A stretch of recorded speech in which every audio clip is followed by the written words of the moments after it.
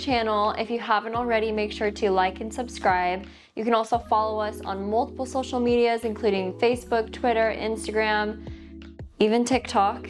All that will be in the description below. But yeah, today's video is all about kind of recap. The first video we've done was all about personal introduction, who we are, and this is about how we started the business and kind of like, you know, a bird perspective overview of how we did it step by step. Yeah. And yeah, you want to recap on our story really quick? Yeah, so in the last video we did was our personal introduction, like Max mentioned, and we talked about kind of who we were before we started our company, who we are now with our company, kind of went over personal information as far as what we do on our free time, things like that.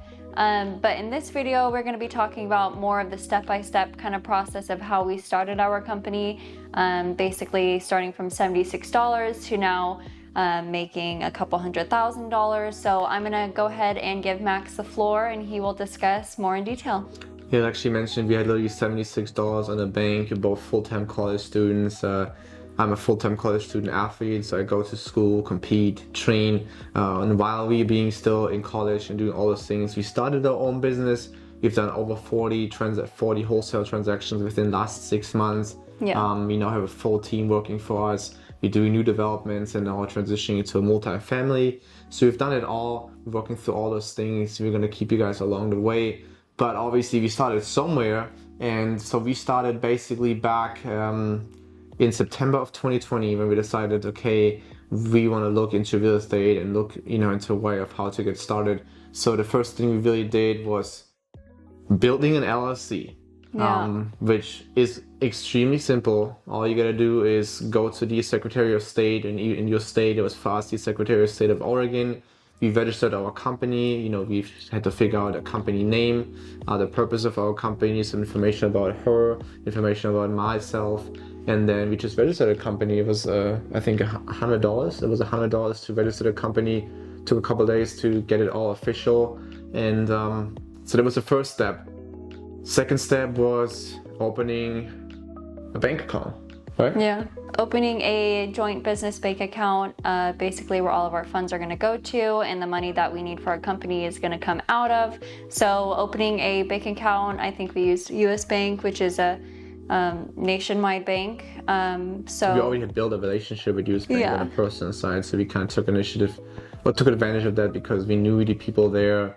So it was a little bit easier for us to get started, especially being so young and having like no background. So by the end of the day, it was just a business account, so we could use it for accounting purposes and keep things separated. Yeah. Super simple. We just went there, signed some paperwork. We had to bring our operating agreement, and we had to bring basically the Secretary of State documents that show that we are basically a registered business.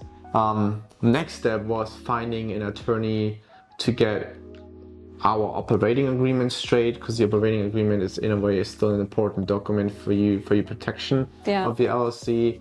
So we had a local attorney help us out. We were actually writing it ourselves. We used some templates online, and then he kind of, you know, matched our budget because there wasn't really a budget to help us out. He was really helpful. And it wasn't easy actually to really find someone that was willing to work with us, just because of the budget that we had. Typically attorneys are very expensive, so finding a local attorney that kind of knows your situation and basically, I mean, we didn't have any kind of relationship with this attorney. We just kind of explained our story, what we're trying to do, and luckily it all worked out. So we followed through with this attorney, and it took how long, you think? It took a couple of weeks. Just it was a basic operating agreement. We have now updated those things already, but it was just something for us to get started, to get, you know, bank documents already, and then also just to get our contracts right, the purchase contracts right. Each state has a little bit of different regulations. We had to make sure that he basically gave us templates that we could use. So that was really helpful. And then we were working a lot of hours on just building our brand in a way, because I knew that, you know, once we go out and actually, you know, talk to people, then they might look you up. We wanted to build a brand. So we were working on our websites. We were designing our website ourselves. We had some help from my brother who helped us out there as well. So it took us a couple weeks just like, you know, writing the text of our website, doing the designs, going back and forth. And she was really passionate about it because she's really all about design, and that's really her skill set. So I was just helping her type some stuff, but she did most of the work. And yeah, check out our website. It will be down below in the description too. We also will let you know his brother's name and kind of his info if you're looking to build a website. He's a great guy. He does it very quick. And we're not only saying this because it's his brother, but literally he saved us as far as finding someone to build our website because it was affordable. Yeah, he's done this for many years. It's his profession. He's actually self-employed building websites. So, but he helped us, building the website. And then she did all the design. We designed the text and everything ourselves. So it took a little bit of time there. And it was a lot of work. And then we spent a lot of time just researching real estate, reading basic books, anything we could find just to get a better understanding of, okay, what is it what we're dealing with? I have multiple books that talk about different strategies, just understanding real estate law. So I was looking a lot into the law perspective, talking to the attorney, what do I have to be careful with when working with real estate, working on a wholesale transaction. So that was one thing. And the other thing was just for us getting also a phone system, an affordable phone system. Why? Because we decided not to put our own phone number out there and have people call us and text us on our personal number. So we were looking into cheap systems that gives us a business phone number. It still rings on your phone, but it's not your personal number. So we used something like called Vollmer. Super cheap, super simple. Now we've upgraded to different systems, but we used Vollmer to start with. It gave us, I think, 10 free numbers that we could use, local numbers, so we used them into our mailing campaigns. And then when somebody called that number, it was ringing that app on your phone. You could take that call by clicking, just pressing 1, and then you had a call with that person, just like a normal call, without using your personal cell phone number. Yeah, and it actually worked out really well because it rang to both my phone and Max's phone. Yeah. So him being a student athlete and always gone working out or practicing, I was able to take those calls. So, just as him, if I was gone at work or doing something different, then he was able to take it too. So you can have it on multiple phones. It's super easy, super simple, pretty cheap. I think it's like the cheapest phone system out there. Yeah, it is cheap. It's nothing, crazy quality, but it got us started. And it was like that was basically the foundation. So we had, bank accounts, we had a business set up, we had certain important contracts to get started. We had that phone system, we had the website. We also obviously started getting QuickBooks just to help us on the accounting piece, signing up for QuickBooks so we can start recording things the right way, to make sure that we follow, everything that has to be followed from an IRS and tax perspective. Reading into that as well. I've done multiple accounting classes, but I usually just kind of did the assignment, snooze off, and kind of work through it. But then actually doing it yourself, I was like, oh shoot, no, I actually got to understand, what is an expense, how do I enter into QuickBooks? So that was a challenge itself. I think you can agree that we probably learned more doing this and building a business 100%. Than ever we did in school. Yeah, within a couple of weeks, I've probably learned more about business and everything than I've done in school, because it just teaches you so many things, how to start a business, bank accounts, documents, talking to attorneys, doing our own accounting. That was definitely a huge learning curve for us. And then, really the next step was obviously building networks. We've talked about this in previous videos. We talked to multiple people in real estate, reading books, just getting a feeling of real estate, getting a feeling of what is out there. We thought it was like the next step for us, just to learn. We quickly transitioned into, okay, how about we just do it and learn while we do it, because we were pressured by just running out of money and running out of time. And so we were doing research on, okay, where should we start investing? And when I say investing, what we mean by this is just doing wholesale transactions.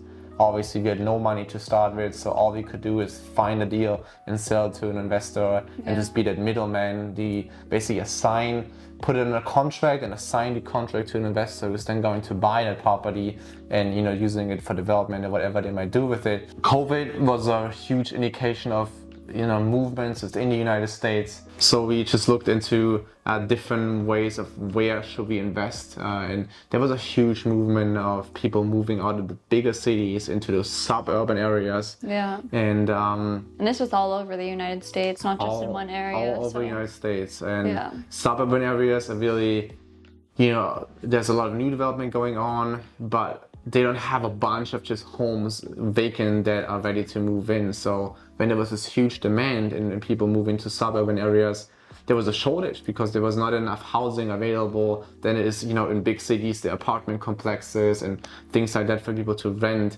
It wasn't the case there. So we looked into certain areas with a lot of demand, where is a huge shortage, which was basically, almost every suburban area next to a bigger city had those unique characteristics during COVID.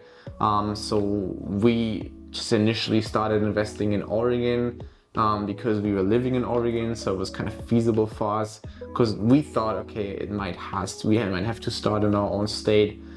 Because we could drive there if we have to see the property, which we quickly realized we can do it anywhere. You don't have to. You don't have to. You can do those things virtually and invest all over the United States.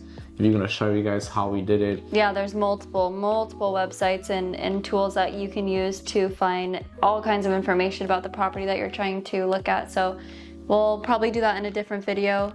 But yeah, we'll make sure that we include those videos for you. The next step was writing the letter that we sent out to property owners in order to get their attention and showing that we're interested in buying their property.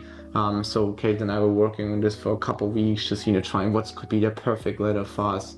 And we really spent a lot of time figuring out, how do we want to represent ourselves? What should we say? Because it was our first time. It was scary. It was like, we don't want to sound silly. Yeah. So we were writing something down. It's definitely a learning process. I mean, to this day, we even still edit our neutral letters and how we want to come across to people. So in the beginning, but we had no idea in the beginning of how we were supposed to represent ourselves, how we were supposed to let these people know that we're trying to buy their property or get under contract. So we did a lot of research on this, and we finally came up with a way that worked for us. And we've stuck with that way for a while now.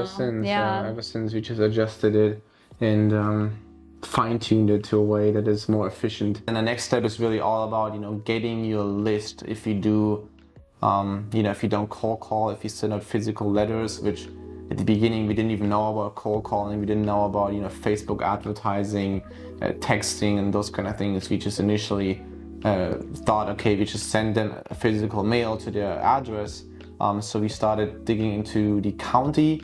So she actually went to the county that we started investing in here in Oregon, and she was talking to those people there, building a relationship. She's really good with people, so she instantly got that, got over that hump. So she had some friends in a county, and they actually then gave us the list of their county records with all the property owners in their county, so in that entire county. Yeah. And so obviously it was funny. So we got that Excel sheet. There was a huge Excel sheet with thousands and thousands of records, and we're both not really, the tech-savvy people. So we looked at that Excel sheet, and it was like, okay, so what's next, right? What should we do with that? It was just a massive Excel sheet. Yeah, she actually had then that idea of, how about, and I've actually never heard about it up to this point, but she knew about it.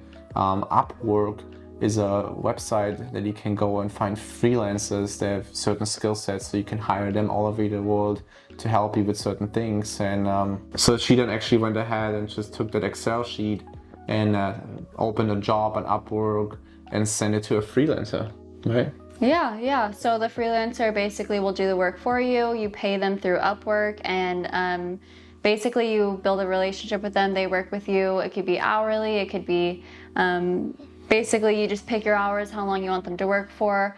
It doesn't have to be a strict schedule. So that's basically where we found most of our freelancers from. We still work with Upwork now. There are a lot of skilled people out there, and so from all over the world too. It's not just based in the US. So what that person did is basically it just filtered a list. We told them, okay, listen, we just want vacant land because this is what we started with, vacant land. And there was a bunch of housing, you know, apartment, multifamily, but everything, every kind of property record in that county was in there.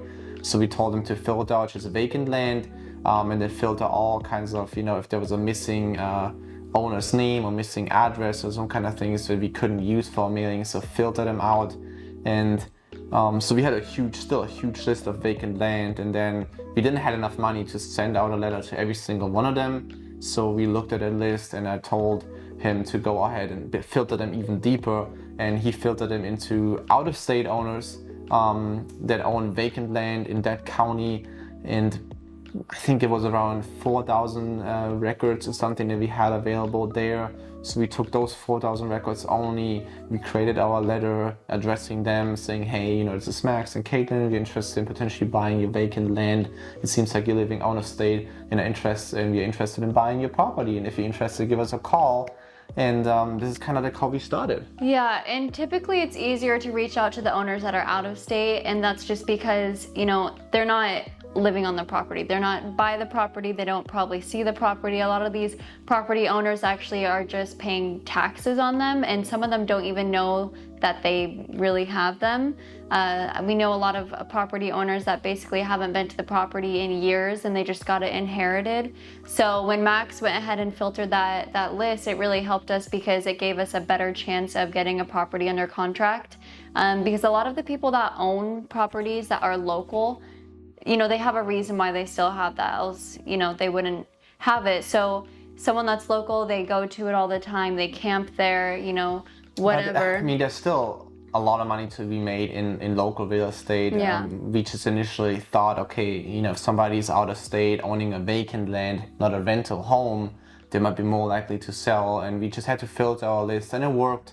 But nowadays we even send out to, we do it to everyone who owns land, because we never know.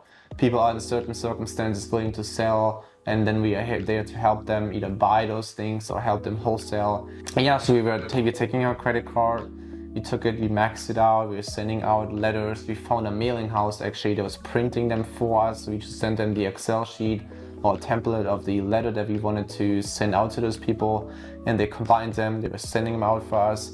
And then we're just waiting on calls. Yeah, and if you can't afford to do that, if you don't want to do it, you can also do it from your home, right? I know Max and I have written some letters, handwritten them, stamped them, licked them, sent them out. So that's another way you can save money if you're not wanting to go to a mailing house as well. Yeah, initially we sent out like 4,000 letters. And we have no printer. So I was like, okay, what should we do? I'm not going to print, 4,000 letters, fold them all myself. So it was, at the end of the day, basically the same price going to the mailing house. You pay obviously for the printing, you pay for the paper, and then for the stamp to send out, but it was just convenience. We took that, we could use our credit card. So that was a huge help for us just to go ahead. We were sending out those letters, and it took around 7 to 10 days until we received calls. And the first couple of calls were really nerve-wracking because you had no idea really what to say, you had no background or experience, and you get calls and you want to still sound professional. And we had a lot of those, I would say rough call. I mean, it was COVID, right? Everyone was in a way distressed, everyone was uncertain, and then if you hit people the wrong way, they might not really, like that idea of selling their property. So we had a lot of those calls that just didn't go well, which really scared us up front because you get your first 5-6 calls and everyone is telling you to back off. Makes you question if you're doing the right thing and if it's really going to work out. But then after a couple of those back calls, with some good calls, some people that actually mentioned, hey, I got this property inherited. Actually, our first deal was somebody out of state who got the property inherited during COVID. Really had no use for it. I've never seen a property, and all they wanted to do is sell the property, get some cash for it, and just move on. Yeah, so this is kind of like, step by step on how we started our business. It's really simple. You can, get websites done for really cheap. All those things are basically things you can do. Basically, almost no money out of pocket. Yeah. All those things are essential, just especially building the LLC, getting an operating agreement, getting the necessary protection that you need in order for you to not be liable on the personal side of things. And then the website is not even necessary to get started. initially I felt like it was, because I thought people would look us up, which they did, and definitely helped get us a little more credibility. But you don't have to do it. You can still reach people and make deals without building a website, so it's not a must do. So the next step is, once those people call you, you evaluate that property. So you basically try to figure out what's the market value, and then do the negotiation with the owner to see how much cheaper than market value you could get it under contract, and then wholesale it. So we'll run you guys through our first deal step by step on how we did it. But I just wanted to have that video here just to show, step by step overview how we build a business.